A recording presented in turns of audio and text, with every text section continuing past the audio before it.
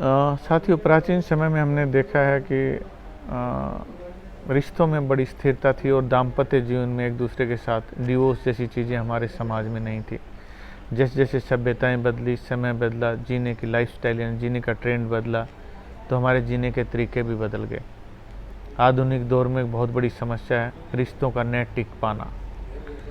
और दाम्पत्य जीवन में जितने भी घरेलू कलह हैं, झगड़े हैं, ये ठीक 4 से 6 महीने के दौरान, यानी शादी के बाद 4 से 6 महीने के दौरान ये प्रॉब्लम्स आनी शुरू हो जाती हैं और रिश्ते टूट जाते हैं।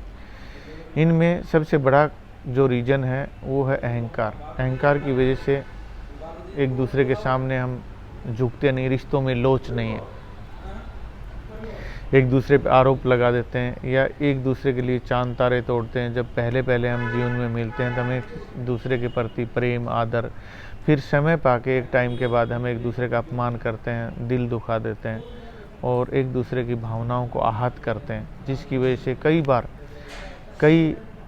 कपल युवाओं को मैंने देखा है कि वो बड़े स्टेप उठा लेते हैं। या फिर कोई भी हमारा सप्तमेश ग्रह या पंचमेश ग्रह किसी करूर ग्रह के साथ युति करता है तो थर्ड एंट्री की वजह से या फिर किसी लोभ, लालच, भय या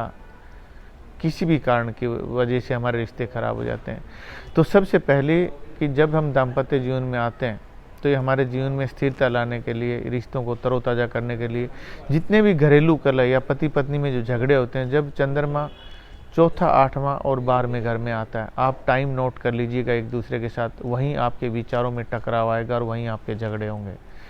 और यदि हमें सबसे पहले पता चल जाए कि इस टाइम हमारी मनोदशा ऐसी रहेगी, यहाँ हम ईर्ष्या करेंगे, यहाँ क्रोध, यहाँ अहंकार, यहाँ बेचैनी, यहाँ भय, यहाँ चिंता, यहाँ उदासी, अकेलापन, जो थॉट्स और इमोशंस हैं, इनको यदि हमें समय से पहले भांप लिया जाए तो उन बड़े बड़े झगड़ों की वजह से जो हम घर तोड़ देते हैं या फिर हम रिश्तों को बर्बाद कर लेते हैं, एक दूसरे पर लांछन लगा के क्रोध में हिंसा करते हैं, उनसे बचा जा सकता है। ज्योतिष आपको पूर्वानुमान देता है कि ये टाइम ऐसा है तो हमें संयम के साथ मौन रह के इस समय को बिता देना चाहिए, तो हम टूटते रिश्तों को बचा सकते हैं।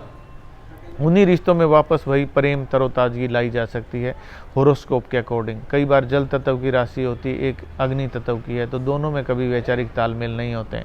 लेकिन 90% रिश्तों को, एक दूसरे की गलतफहमियों को दूर किया जा सकता है, रिश्तों को तरोताज़ा करके प्रेम पूर्वक और एक रिदम में जिया जा सकता है और दाम्पत्य जीवन को पहले की तरह प्रेम और विश्वास के साथ जिया जा सकता है। नमस्कार।